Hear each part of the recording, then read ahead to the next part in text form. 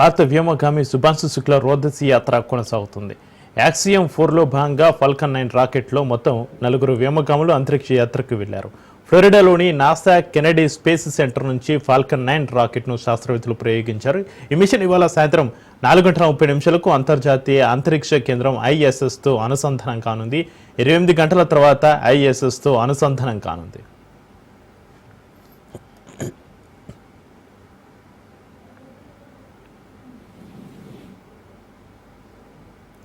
Machine పైలట్గా Shubhanshu Shukla వ్యవహరిస్తున్నారు. ISSలో శుభాంశు కీలక ప్రయోగాలు చేయనున్నారు. మైక్రోగ్రావిటీలో మొక్కల పెరుగుదలపై అధ్యయనం చేయనున్నారు. మైక్రోగ్రావిటీలో కండరాల క్షీణతపై పరిశోధనలు చేయనున్నారు. ఆరోగ్యం, వ్యవసాయం, జీవశాస్త్ర అంశాలపై అధ్యయనం చేయనున్నారు. 14 రోజుల పాటు ISSలో శుభాంశు శుక్లా గడుపనున్నారు. శుక్లా రోదసి యాత్ర కోసం భారత్ 550 కోట్లు ఖర్చు చేస్తుంది. ఈ ప్రయోగంతో ఇస్రోకు అంతర్జాతీయ ఖ్యాతి రానుంది. గగనయాన్ ప్రాజెక్టులోనూ శుభాంశు శుక్లా భాగమయ్యారు.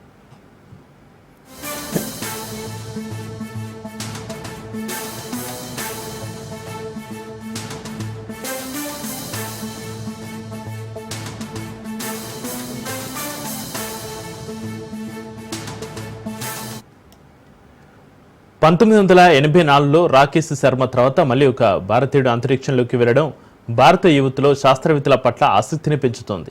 ఇది దేశంలో స్పేస్ సైన్స్ కు బలమైన ప్రోత్సాహం అవుతుంది. ఇది కేవలం ఒక ప్రయాణం కాదు, భారత అంతరిక్ష ప్రయాణ చరిత్రలో కొత్త అధ్యాయంగా చెప్పవచ్చు.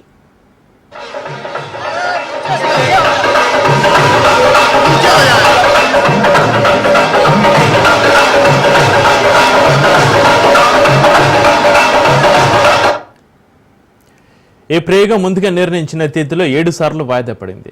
వాతావరణ కారణాలు, సాంకేతిక సమస్యల నేపథ్యంలో ప్రయోగం తరచూ వాయిదా పడుతూ వచ్చింది. శుభాంశు శుక్లా మానవ సమాజానికి సేవ చేసే ఆవిష్కరణలపై ISSలో జరగబోయే పరిశోధనలో పాల్గొనడం గర్వకారణమని భారత అంతరిక్ష ప్రేమికులు భావిస్తున్నారు.